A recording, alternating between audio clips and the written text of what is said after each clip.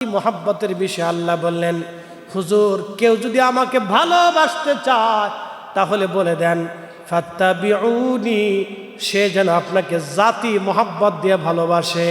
শুধু এইখানে শেষ হবে না, ইউহিব্বুকুমুল্লাহ, যদি এইভাবে ভালোবাসে আমি আল্লাহ ওয়াদা করলাম আমি ওই বান্দাকে ভালোবাসবো। এই বান্দাকে শুধু ভালোবাসবো না, তার চোখ হয়ে যাব, তার কান হয়ে যাব, তার হাত হয়ে যাব, তার পা হয়ে যাব, তার অঙ্গ প্রত্যঙ্গ হয়ে যাব, তার জবান হয়ে যাব। ওয়া ইনসালানি লাউতিয়ান্নাহু, সে আমার কাছে চাইতে দেরি হবে, আমি আল্লাহ দিতে দেরি করব না। বলেন না মারহাবা। কখনো 3 আঙ্গুল দিয়ে খেয়েছেন, খেতে পারি। 5 আঙ্গুল দিয়ে খেয়েছেন, খেতে পারি। খাওয়ার পরে আঙ্গুল চেটেছেন, ছাড়তে পারি। বাসন ধুয়ে পরিষ্কার করে খেয়েছেন, খেতে পারি। এই যে সিফাতি মোহাব্বত, প্রিয় নবীজির সুন্নতগুলিকে, আদর্শগুলিকে বেছে বেছে গুনে গুনে এবং সেই জীবনে বাস্তবায়ন করা, এটার নাম হচ্ছে সিফাতি মোহাব্বত। এই মোহাব্বত যে করবে, নবীজি বলছেন কানা মাই ফিল জান্নাহ, সে আমার সাথেই জান্নাতে চলে যাবে। একসাথে বলবেন না সুবহানাল্লাহ। এই সুন্নতের কথা বলতে যে আল্লাহ কোরআনে বললেন লাকাদ কানা লাকুম ফি রাসূলিল্লাহি উসওয়াতুন হাসানা। আবার পড়েন লাকাদ কানা লাকুম ফি রাসূলিল্লাহি উসওয়াতুন হাসানা। আল্লাহ বলে দিলেন, হাবিব আপনার আদর্শ, আপনার মডেল, আপনার জিন্দেগি, আপনার অনুসরণীয়, আপনার উম্মতের জন্য চমৎকার, উত্তম অনুসরণীয়। আপনার আদর্শ উত্তম আদর্শ, আপনার জীবনী উত্তম জীবনী। আপনার উম্মত যদি আপনাকে অনুসরণ করে তাহলে উম্মত জান্নাতের জন্য যথেষ্ট হয়ে যাবে। একবার জোরে বলা যাবে কি মারহাবা। আর আমাদের দেশে আমরা মডেল বানাইছি কাদেরকে? যে বেডি বেশি ল্যাংটা হইতে পারে, এটা হয়েছে মডেল। আর যে বেড়া বেশি নাচতে পারে, ও বেড়া হয়েছে মডেল। নাম দিছি স্টার, বাংলায় বলে তারকা। শয়তানে হাসে আর কয় বাপরে বাপ, ও যদি স্টার হয় তাহলে আমার দোষ কি? কথা বুঝেন নাই মনে হয়, বুঝতে পারছেন? পৃথিবীতে তারকা কাদেরকে বলে বলেন তো? যে বেডিরা বেশি ল্যাংটা হইয়া ফুলাফান্ডে দেখাইতে পারে যে ছেলেরা দেখ আমি ল্যাংটা কেমনে হয়েছি, এটার নাম হয়েছে স্টার। এরা যদি স্টার হয় তো শয়তান চিন্তা করে তা আমার দোষ কি? আমি কি দোষ করলাম? তাহলে ভালো করে শুনে যাবেন। আপনার আল্লাহর কোরআনে আল্লাহ বলতেছেন, হাবিব আপনার জীবন আদর্শ এতই চমৎকার জীবন আদর্শ কেউ যদি মেনে নেয় তাহলে ইয়া রাসূলুল্লাহ তার জন্য যথেষ্ট হবে উত্তম আদর্শ। ভালো করে শুনে যাবেন। চট্টগ্রাম আনোয়ারাবাসী আল্লাহু আকবার। এরপরে আল্লাহ কোরআনে বললেন, কুল, হুজুর আপনি বলে দেন, ইন কুনতুম তুহিব্বুনাল্লাহ ফাত্তাবিউনি ইউহিব্বুকুমুল্লাহ। আপনি রাসূলের ইত্তেবা মোহাব্বত এমনভাবে সে দিয়ে দেবে আর একটা মোহাব্বতের নাম, সেই মোহাব্বতের নাম হলো মোহাব্বতে জাতি। জাতি মোহাব্বত কারে বলা হয় একটু ব্যাখ্যা করে বুঝাই। মোহাব্বতে জাতি কাকে বলা হয় একটু ভালো করে বুঝেন। আচ্ছা বলেন তো, মা সন্তানটাকে ভালোবাসে সন্তানের আদর্শের কারণে না কলিজার ভিতর থেকে? বাবা সন্তানকে ভালোবাসে, ভালো করে বুঝেন। বাবাটা সন্তানটাকে ভালোবাসে। সন্তানটাকে বাবা কেন ভালোবাসে? সন্তানের চরিত্র দেখে, সন্তানের জ্ঞান গরিমা দেখে, সন্তানকে চরিত্র জ্ঞান গরিমা এগুলি দেখে বাবা সন্তানকে ভালোবাসে না। বাবা সন্তানকে ভালোবাসে, সন্তানটা বাবার নসল, বাবার থেকে সন্তান, মা থেকে সন্তান। এই জন্য মা এবং বাবা কলিজার একেবারে গহীন থেকে সন্তানটাকে ভালোবাসে। কলিজার গভীর থেকে, বাহির থেকে না, কলিজার একেবারে ভিতরের অংশ থেকে সন্তানটাকে নিঃস্বার্থভাবে মহব্বত করে। এই ভালোবাসার ভিতরে কোনো স্বার্থ লুকানো থাকে না, একবারে নিঃস্বার্থভাবে বাবা তার কলিজার ভিতর থেকে সন্তানকে ভালোবাসে। তার বাস্তব প্রমাণ আপনি দেখবেন। একটা গাভীর বাচ্চা হওয়ার পরে, একটা গাভী বাচ্চা প্রসব করার পরে ওই বাচ্চাটাকে ওই বাছুরটাকে, আপনাদের চট্টগ্রামে কি বলে, বাছুর না? তো এই গাভীর বাছুরটাকে, বাচ্চাটাকে নিয়ে আপনি কোলে করে সারা আনোয়ারা ভরে যদি হাঁটেন আর গাভীর গলার রশি যদি কেটে দেন, গাভী কারো বাড়ি যাবে না, কারো ধান খেতে যাবে না, কারো গম খেতে যাবে না, কারো খাবারে মুখ দিবে না, ওই গাভীটা আপনার পিছে পিছে হাঁটতে থাকবে। কি কথা ঠিক আছে না? ওই গাভীটা আপনার পিছে পিছে হাঁটবে। আচ্ছা বলেন, গাভী কি আপনার মোহাব্বতে হাঁটে না বাচ্চার মোহাব্বতে হাঁটে? কারণ বাচ্চা আপনি কোলে করে হাঁটতেছেন, পানির ভিতরেও যদি ঝাঁপ দেন তো গাভী আপনার সাথে পানির ভিতরেও ঝাঁপ দেবে। বলে কেন? বাচ্চার মোহাব্বতে গাভীটা আপনার পিছনে যাচ্ছেন। তার মানে গাভীটা তার বাচ্চাকে কলিজার ভিতর থেকে ভালোবাসে। একসাথে কোন আল্লাহু আকবার। এটার নাম হচ্ছে মোহাব্বতে জাতি। মোহাব্বতে জাতি, জোরে বলেন মোহাব্বতে। আরো বুঝাইতেছি। প্রিয় আনোয়ারাবাসী, পাখির 4-5টা বাচ্চা হলো, পাখির বাসার ভিতরে 3-4টে বাচ্চা হলো। ওই পাখিটা উড়ে উড়ে উড়ে উড়ে বিভিন্ন জায়গা থেকে পোকামাকড় খাবার ধরে এনে বাচ্চাদের মুখের ভিতরে ঢুকায় দেয়। কথা ঠিক আছে না? পাখির বাচ্চারা হা করে, মা পাখি দৌড়ে আসার পরে হা করে পাখি বাচ্চার মুখের ভিতরে খাবারগুলি ঢুকায় দেয়। সাপ আসে বাচ্চাটাকে মারার জন্য, ধরার জন্য, অথবা হিংস্র কোনো পাখি চিল আসে বাচ্চা ধরে নিয়ে যাওয়ার জন্য। তখন এই মা পাখিটা জীবনের সমস্ত শক্তি দিয়া তখন তার বাচ্চাদেরকে বাঁচানোর জন্য লড়াই করে শত্রুর সাথে। নিজের জীবনকে শত্রুর মুখে ফেলে দিয়ে মা যুদ্ধ করতে থাকে তার বাচ্চাকে বাঁচানোর জন্য। বলেন তো, এই পাখিটা তার বাচ্চাদেরকে ভালোবাসে স্বার্থে না বিনা স্বার্থে? বিনা স্বার্থে। ওই মা পাখিটা হৃদয়ের গভীর থেকে বাচ্চাদেরকে ভালোবাসে। এই ভালোবাসাটার নাম হলো মোহাব্বতে জাতি। মোহাব্বতে জাতি আপনাদেরকে বুঝাইলাম, এটাকে বলা হয় মোহাব্বতে জাতি। এই জাতি মোহাব্বতের বিষয়ে আল্লাহ বললেন, হুজুর কেউ যদি আমাকে ভালোবাসতে চায় তাহলে বলে দেন ফাত্তাবিউনি, সে যেন আপনাকে জাতি মোহাব্বত দিয়ে ভালোবাসে। শুধু এইখানে শেষ হবে না, ইউহিব্বুকুমুল্লাহ, যদি এইভাবে ভালোবাসে আমি আল্লাহ ওয়াদা করলাম আমি ওই বান্দাকে ভালোবাসবো। এই বান্দাকে শুধু ভালোবাসবো না, তার চোখ হয়ে যাব, তার কান হয়ে যাব, তার হাত হয়ে যাব, তার পা হয়ে যাব, তার অঙ্গ প্রত্যঙ্গ হয়ে যাব, তার জবান হয়ে যাব। ওয়া ইনসালানি লাউতিয়ান্নাহু, সে আমার কাছে চাইতে দেরি হবে, আমি আল্লাহ দিতে দেরি করব না। বলেন না মারহাবা। মোহাব্বতে জাতি। আল্লাহ রসুল এই মোহাব্বতে জাতির বলতে ওয়াজ করতে যায়, নবীজি বললেন লা ইউমিন। ভালো করে বুঝেন, লা ইউমিন। আমরা সুন্নিরা কেন রসুলের শানে খেলাফ কথা বললে আমরা কোন সুন্নি এটা মানতে পারি না? কথা কন না কেন, ঠিক কিনা? আমরা কোন সুন্নি এটা মানতে, কথা কন না কেন, কোন সুন্নি মানতে। আমাদের পীর সাহেবরাও যদি রসুলের সম্মানের বিরুদ্ধে কথা বলে তা আমরা সুন্নিরা পীরও তালাক মেরে দিই। কথা কন না কেন, ঠিক কিনা? আমরা আমাদের শায়েখ তালাক মারি, বক্তা তালাক মারি, পীর তালাক মারি। কিন্তু আমাদের অপোজিটে আর এক দল আছে, তারা তাদের শায়েখরা বক্তারা যখন শানে রাসালাতে গুস্তাখি করে তখন তারাই আবার তাদের বক্তাদেরকে বাঁচানোর জন্য নানান যুক্তি উপমা তুলে ধরিয়া তারা ওই মিথ্যার পক্ষে, রসুলের ইজ্জতের বিরুদ্ধে যাইয়া তারা আবার অনেক যুক্তি তর্ক দলিল উপস্থাপন করিয়া তারা তাদের নিজেদের বক্তাদেরকে বাঁচানোর চেষ্টা করে। আমরা সুন্নিরা কখনোই এটা মানি না। কথা বলেন ঠিক না বেঠে? আমাদের বেলায় এই ধরনের কোনো কর্মসূচি হাতে নাই, কারণ আমরা কলিজার ভিতর থেকে রসুলকে ভালোবাসি। কথা বলেন ঠিক কিনা? রসুলের ক্ষেত্রে আমরা কাউকে ছাড় দেই না। আপনি দিলে দিতে পারেন, অসুবিধা নেই, সেটা আপনার ইচ্ছা। তবে মেহেশর খুব কাছাকাছি, হাসরের মাঠ বেশি দূরে নাই।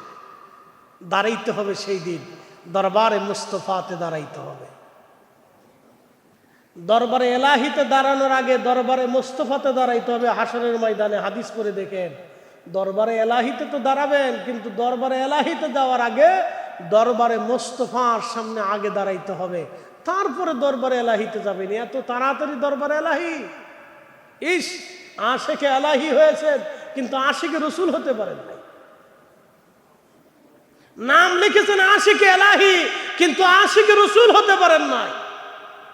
আশিকে রসুল হওয়ার জন্য আল্লাহ রসুল নিজে বলছে, লা ইউমিন, এই ইমানদার তোমরা শোনো, লা ইউমিন, ঈমানের লজ্জত আসবে না, ঈমানের স্বাদ আসবে না, ঈমানের গভীরতা আসবে না, জাতি মহব্বত তোমার অন্তরে আসবে না, কখনোই তোমার ঈমান হবে না, ঈমানের কামিয়াবি হবে না, ইসলামের কামিয়াবি হবে না, দ্বীনের কামিয়াবি হবে না, কোরআনের বুঝ মগজ তোমাদের অন্তরে আসবে না।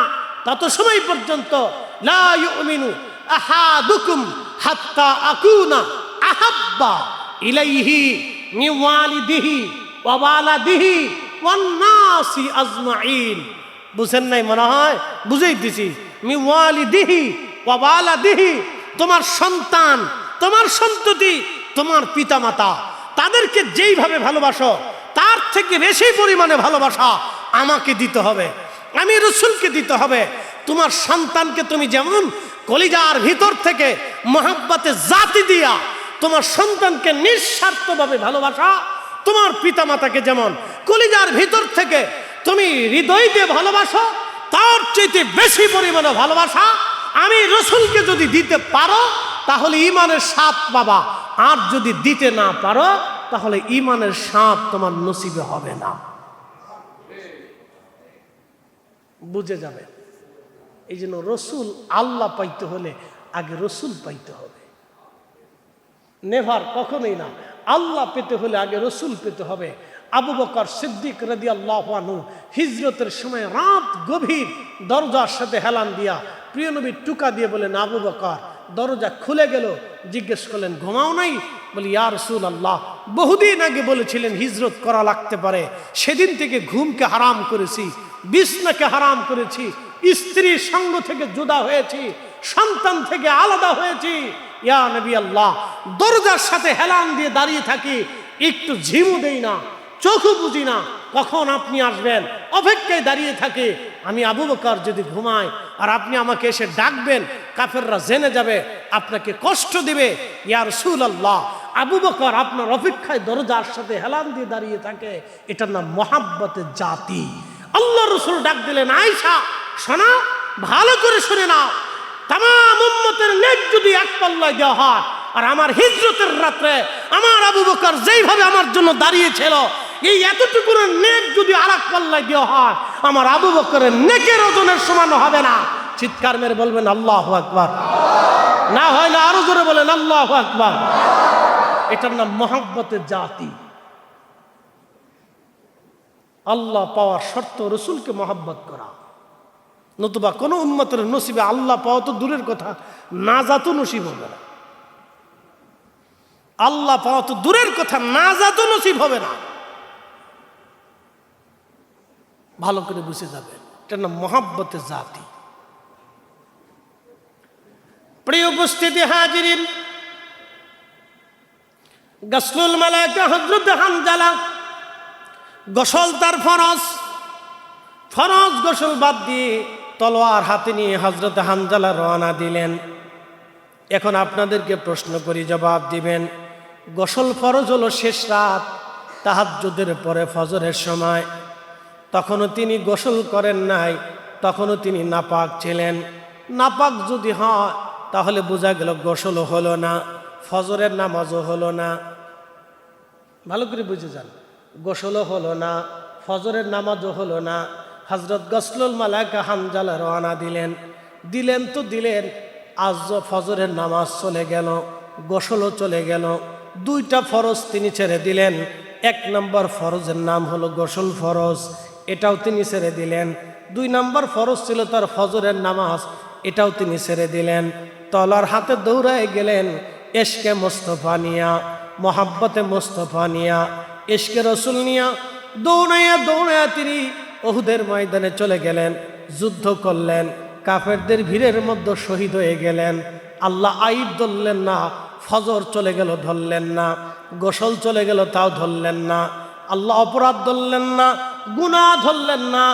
ইশকে রাসূলের তাড়নানি শহীদ হওয়ার কারণে গাসলুল মালায়েকা আমার আল্লাহ, গাসলুল মালায়েকা হানজালাকে আমার আল্লাহ নিয়ে গেলেন ফেরেশতা দিয়ে আসমানে, আসমানে আসমানে নিয়ে হাউজে কাউসারের পানি এনে, হাউজে কাউসারের পানি এনে হযরত হানজালাকে ফেরেশতা দিয়ে আসমান জগতে আল্লাহ গোসল করাইলেন।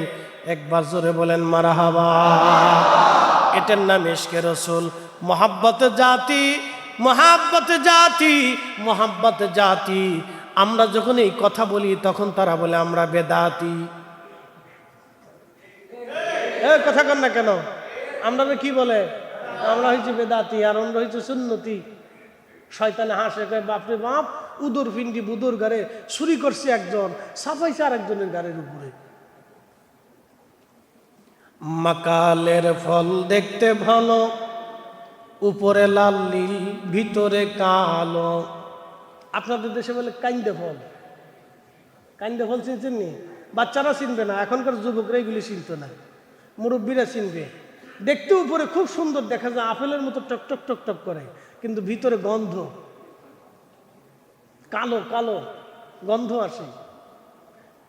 মাকালের ফল দেখতে ভালো, উপরে লাল নীল ভিতরে কালো।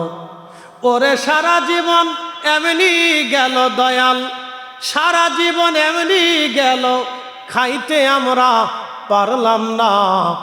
যার ভিতরে নাই রসুলের প্রেম, তার সাথে ভাব কইর না।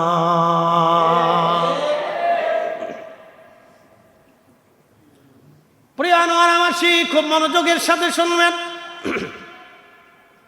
মহাব্বতে জাতি, মহাব্বতে সিফাতির আলোচনা আপনাদের সামনে তুলে ধরলাম। মহাব্বতে জাতির কথা বললাম। হযরত হানজালা রাদিয়াল্লাহু আনহু মহাব্বতে জাতি ফরজ ছেড়ে দিলেন, কিন্তু আল্লাহ আইব ধরেন নাই। হযরত আবু বকর মহাব্বতে জাতি করতে গিয়া বিবির হক ছেড়ে দিলেন। কথা বুঝেন নাই মনে হয়? স্ত্রীর হক ছেড়ে দিলেন, বাচ্চার হক ছেড়ে দিলেন, রসুলের মহাব্বতে দাঁড়িয়ে রইলেন। একসাথে করেন আল্লাহু আকবার। স্ত্রী থেকে জুদা হলেন, সন্তান জুদা হয়ে গেলেন, সন্তানের হক ছেড়ে দিলেন, স্ত্রীর হক ছেড়ে দিলেন, দরজার পাশে দাঁড়িয়ে রইলেন। আল্লাহ আইব ধরেন নাই, দোষ ধরেন নাই। কিয়ামতের ময়দানে আল্লাহ জিজ্ঞাসা করবেন, আবু বকর স্ত্রীর হক তুমি ছেড়ে দিয়েছিলাম, আল্লাহ দোষ ধরবে না। বলে কারণ কি? তিনি এমন একজনের জন্য দাঁড়িয়েছিলেন যিনি এক পাশে থাকবে আর ইসলাম আর এক পাশে থাকবে। কথা কোন ঠিক কিনা? এমন একজনের জন্য তিনি দাঁড়িয়ে আছে, তিনি এক পাশে থাকবে, তামাম শরীয়ত আর এক পাশে থাকবে। কথা কোন না কেন? তিনি এক পাশে থাকবে, তামাম সৃষ্টি আর এক পাশে থাকবে। আপনি যদি বুঝেন তো অল্পতেই বুঝে যাবেন। তিনি আবু বকর সিদ্দিক এমন একজনের জন্য দাঁড়িয়ে আছেন, তিনি এক পাশে, তামাম সৃষ্টি, দ্বীন, ইসলাম সব এক পাশে থাকবে, আর আমার রসুল আর এক পাশে থাকবে। হযরত গাসলুল মালায়েকা তিনি শহীদ হয়েছিলেন, ফজরের নামাজ ছেড়ে দিয়েছেন, গোসল ছেড়ে দিয়েছেন, আল্লাহ ঈদ ধরেন নাই। বলে কারণ কি? তিনি এমন একজনের জন্য জীবন দিতে গিয়েছেন, তিনি এক পাশে থাকবেন, আর সমস্ত ফরজ আর এক পাশে থাকবে, দ্বীন আর এক পাশে থাকবে, তামাম সৃষ্টি আর এক পাশে থাকবে। তো রসুলের ওজনের সমান হবে না। কথা বলে ঠিক না বেটে? আপনাকে বুঝে যেতে হবে। এই জন্য আমরা হয়েছি ওনাদের কাছে বেদাতি। ও সাতার বেদাতের ফতোয়ার গোষ্ঠী গিলাই, ওগুলো দেখার টাইম আমাদের নাই, এগুলি দেখার সময় আমাদের নেই। বুঝে তারপরে কবরে যায়, না বুঝে যদি কবরে যান তো জিন্দিগি বরবাদ হবে। আহা, জিন্দিগি বরবাদ হয়ে যাবে, জিন্দিগি বৃথা হবে, জিন্দিগির সার পয়সা মূল্য থাকবে না যদি না বুঝে কবরে চলে যান। যদি ইশকে রসুল না নিয়ে কবরে চলে যান তো জিন্দিগি বৃথা হবে, জিন্দিগি বৃথা হবে, এ জীবন মিথ্যা হবে, এ জিন্দিগির কোনো কিছুই কাজে লাগবে না, চার পয়সা মূল্য হবে না এই জিন্দিগির। এই জন্য সাহাবায়ে কেরাম আল্লাহ চিনেছেন আল্লাহ দেখে না, সাহাবায়ে কেরাম আল্লাহ চিনেছেন রসুল দেখে। বিশ্বাস হয় না আপনাদের? বলি দেখেন তো আল্লাহ দেখা যায়? মসজিদে আল্লাহ দেখাইতে পারবেন? কোন জায়গায় আল্লাহ আছে দেখেন তো আমার। আল্লাহ দেখাইতে পারবেন না, কিন্তু আল্লাহ আমরা দেখেছি রসুল দিয়া। কথা কর না, ঠিক কিনা? এই যে কোরআন শরীফের যে বাণী আসছে, এই বাণী কোরআন শরীফ যে আল্লাহ তার রসুলের কালবে নাজিল করছে, কোন সাহাবী কি দেখছে যে আল্লাহ সরাসরি কোরআন আসতেছে দেখা যায়? দেখেন নাই। আসার সময় শুধু নবীজি ঘরমাক্ত হতেন, ওজন হয়ে যেতেন। এরপরে কোরআন আসা নাজিল শেষ হয়ে যাওয়ার পরে নবীজি বলতেন, ইন্না আ'তাইনা কাল কাউসার ফসল্লি লিরাব্বিকা ওয়ানহার ইন্না শানিয়াকা হুয়াল আবতার। সাহাবীরা বলতে সাদাকতা ইয়া রাসূলুল্লাহ, আরাইতাল্লাযী ইউকাযযিবু বিদ্দীন ফাযালিকাল্লাযী ইয়াদউল ইয়াতীম ওয়া লা ইয়াহুদ্দু আলা তুআমিল মিসকিন। সাহাবীরা বলতে সাদাকতা ইয়া রাসূলুল্লাহ, আলিফ লাম মিম যালিকাল কিতাবু লা রাইবা ফীহি হুদাল লিল মুত্তাকিন। সাহাবা ইকরাম বলল সাদাকতা ইয়া রাসূলুল্লাহ, আপনি সত্য বলেছেন। একসাথে বলবেন না মারহাবা?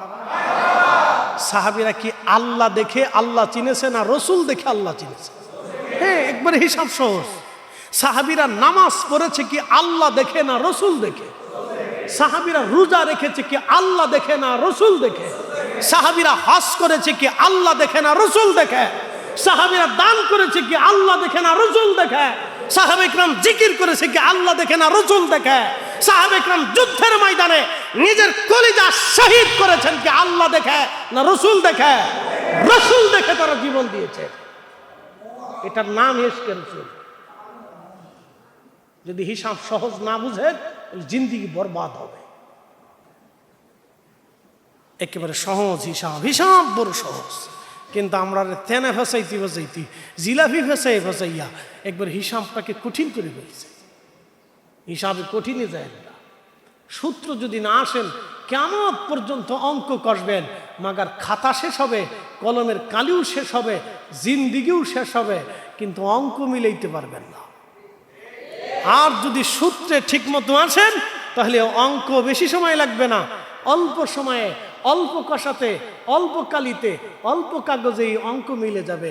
মাগার সূত্র ঠিক হবে না, কিয়ামত পর্যন্ত হায়াত হবে, অঙ্ক খালি কষতে থাকবেন, খাতাও শেষ হবে, জিন্দিগি শেষ হবে, মাগার কলমও শেষ হবে, কিন্তু অঙ্ক শেষ হবে না, রেজাল্ট পাবেন না, ফলাফল পাবেন না।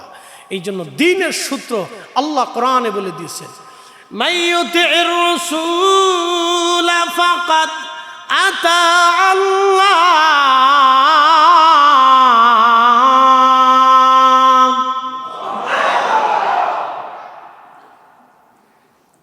আল্লাহ জানিয়ে দিলেন, হুজুর উম্মতকে জানান, আপনি রসুল মানলে আমি আল্লাহ মানা হয়ে যাবে। আল্লাহকে যে পাইতে চায়, Kazi Nazrul under matric 8 pass, জীবনে মাদ্রাসায় ঠিক মতো পড়ে নাই, কলেজ ভার্সিটিতেও জীবনে পড়ে নাই, কিন্তু মেধা আল্লাহর পক্ষ থেকে এমনভাবে এসেছিল, তার সাহিত্য গ্রন্থ প্রবন্ধ তার জীবনীর উপরে থিসিস করে গবেষণা করে বাংলাদেশের ঢাকা ইউনিভার্সিটির মতো বিশ্ববিদ্যালয়গুলিতেও তার জীবনীর উপরে গবেষণা করে ডক্টর ডিগ্রি তার নামের আগে লাগাইতে হয়। তিনি কাজী নজরুল ইসলাম। ছেলেরা ঢাকা ভার্সিটিতে পড়া ভাই বোনা অনেক বড় মেধাওয়ালা হয়ে গেছো, এত ছাতা ভাই বোনা বাংলাদেশের বড় ভার্সিটিতে পড়ে মনে করো না যে তুমি বড় মেধাবী। না, ও ছাতার মেধাবী দিয়ে কি হবে? ছাতার মেধাবী দিয়ে বাংলাদেশে কি হবে?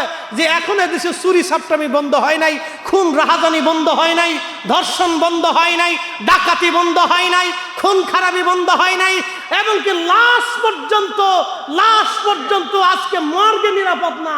কবরের ভিতর থেকে লাশ উঠাইয়া এদেশের মানুষরা কবর থেকে উঠাইয়া লাশ আগুন দিয়ে পুরা।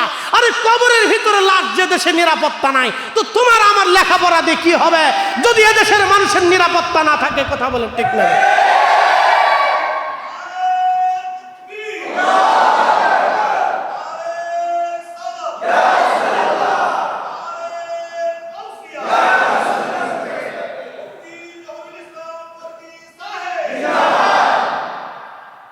কি হবে লেখাপড়া দিয়া? হ্যাঁ, যে দেশের একটা মর্গেও একটা মহিলা লাশের নিরাপত্তা নেই। মাঝে মধ্যে ঘৃণা করে সমস্ত খবর আসলে, বাপের কাছে মেয়ের নিরাপত্তা নেই, মেয়ের কাছে বাপের নিরাপত্তা নেই। কি কঠিন পরিস্থিতির শিকার হয়েছে, আইনের ব্যবস্থা এত দুর্বল হয়েছে ভাষায় প্রকাশ করার মতো না। দিনে দুপুরে মানুষ খুন হচ্ছে। এমন এক দেশে বসবাস করি সিঙ্গারে নিয়ে মারামারি করে খুন হয়, এমন এক দেশে বসবাস করি সালমান শাহের এই কেন মরছে না, মেরে ফেলছে, এটা নিয়ে ঝগড়া করে কালকে ব্রাহ্মণবাড়িয়া 40 জন আহত হয়েছে। কি দেশে বাস করি আপনি চিন্তা করেন তো? হ্যাঁ, এটা পাগল ছাড়া কি, অসুস্থ ছাড়া কি, অসুস্থ ছাড়া কি হতে পারে বলেন তো? অসুস্থ ছাড়া কি হতে পারে? জাতি তো এখন অসুস্থতায় ভুগতেছে। এগুলি চলতেছে আমাদের দেশে। বলে এগুলি কেন চলে? এগুলি কেন চলবে? এগুলি তো মালয়েশিয়াতে হয় না, এগুলি তো মালদ্বীপে হয় না, এগুলি তো উন্নত বিশ্বে হয় না, আমার দেশে কেন হবে? আমার দেশে এজন্য হয় আইনের ব্যবস্থা, আইনের শাসন দুর্বল হয়ে গেছে। কথা কোন ঠিক না বেঠে? আইনের শাসন ভেঙে গেছে, যার কারণে এগুলি হতে মানুষ সাহস করতেছে। দিন দুপুরে মানুষ পিটিয়ে পিটিয়ে কুপিয়ে কুপিয়ে খুন করতেছে, কেউ কাউকে ঠেকাচ্ছেও না, ধরতেছেও না। তার অর্থই হচ্ছে আইনের শাসন দুর্বল হয়ে গেছে। এত লেখাপড়ার দিকে হবে, এত ভার্সিটি দিকে হবে আমার দেশে যদি মানুষের নিরাপত্তা না হয়।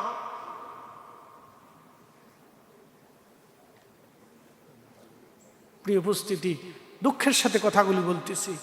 ইয়া রব্বি, রসুল করিম দুনিয়াতে কেন আসলেন? হিলফুল ফুজুল তিনি কেন করেছিলেন? আল্লাহ রসুল কেন এসেছিলেন? 40 বছর রসুলের দরবারে কোরআন আসে নাই। 40টা বছর নবীজির কাজ কি ছিল? 40 বছরে নবী কি করেছিলেন? 40টা বছর শরীয়ত আসে নাই, নামাজ আসে নাই, রোজা আসে নাই, জাকাত আসে নাই, হজ আসে নাই, হালাল হারামের বিধান আসে নাই। 40 বছর রসুল কি করেছিলেন? 40 বছর আম্মা জান খাদিজাতুল কুবরা তিনি তাহেরা তাইয়্যিবা ছিলেন।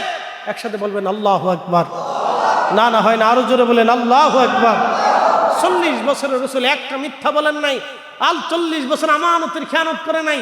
40 বছর পর্যন্ত এত অনুপম চরিত্রের অধিকারী ছিলেন যে আইয়ামে জাহিলিয়াতের মানুষেরা পর্যন্ত তাকে আল আমিন বলতো, বিশ্বাসী বলতো। একসাথে বলবেন না মারহাবা? না আরো জোরে বলেন মারহাবা। আর আমাদের দেশে মসজিদের জুতা চুরি হয়, পৃথিবীর কোনো দেশে নেই। একটা খ্রিস্টান দেশে চলে যান, সেখানে যে আপনি টাকা রেখে আসবেন আপনার মানিব্যাগ হারাবে না। আর এদেশের মসজিদ থেকে জুতা চুরি হয়, মুসলমানের দেশ। লজ্জা করে, এদেশের দুধের ভিতরে ভেজাল দেওয়া হয়, দুধের ভিতরে বিষ মিশানো হয়, দুধের ভিতরে। আর যাই দেখেন ইউরোপে ওরা মদ খায়, ওদের মদের ভিতরে ভেজাল দেয়। আর আমাদের দেশে বিষের ভিতরে ভেজাল। বিষ খেলেও মানুষ ঠিক মতো মরে না।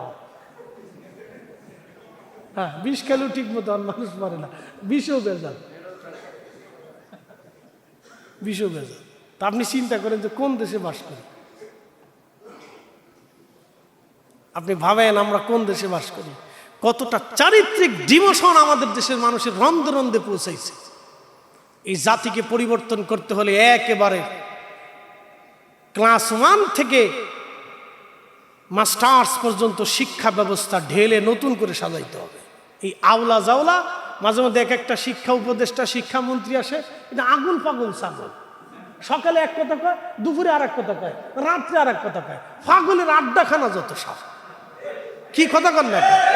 পাগলের আড্ডাখানা, আগুন পাগল ছাগল এক একটা আসে। কোত্থেকে আসে গেলে মাঝে মধ্যে মনে হয় যেন নেশা নেশা করে মনে হয়। কোত্থেকে আসে আল্লাহ জানে। বাস্তব শিক্ষা ব্যবস্থা আমাদের দেশে নেই। তো বাস্তব শিক্ষা ব্যবস্থা আমাদের দেশে নেই। একটা বাচ্চাকে কি শেখানো হয়? ছোটকাল থেকে একটা বাচ্চাকে ক্লাস অন্তত 5 পর্যন্ত একটা বাচ্চাকে তৈরি করার সময় হলো ওই সময়। একটা বাচ্চার মানসিক তৈরির সময়টা হলো ক্লাস 1 থেকে 5 পর্যন্ত। এই সময় বাচ্চাটা তৈরি হয়। এই সময় আপনি তার ব্রেনে যা ঢুকাবেন এই সময় তাই ঢুকবে। হ্যাঁ, মনে রাখবেন, এই সময় একটা বাচ্চার ব্রেনে আপনি যা ঢুকিয়ে দিবেন ওই সময় তাই ঢুকবে। ক্লাস 1 থেকে 5 পর্যন্ত একটা বাচ্চাকে শিখাইতে হয়। আর আমাদের মাদ্রাসাও আছে, কিছু কিছু মাদ্রাসায় ফুলাফন্ডে ফিটাইতে ফিটাইতে বাপ দায় ফেলাইতে, একবারে মারতে মারতে লেংটা করে ফেলাইতেছে। পাগলের আড্ডাখানা যত সব। প্রিয় উপস্থিতি, অনেক চেঞ্জ করার দরকার, অনেক চেঞ্জ। শিক্ষা ব্যবস্থা ক্লাস 1 থেকে একবার মাস্টার্স পর্যন্ত ঢেলে নতুন করে সাজাইতে হবে। তাহলে এই জাতির পরিবর্তন হবে না। একে আরো কঠোর আইনের ভিতরে নিয়ে আসতে হবে, জাতিকে কঠিন আইনের ভিতরে নিয়ে আসতে হবে, ধামাক্কা আইনের ভিতরে। ওই লুলু ফুলু দিয়ে কাজ হবে না।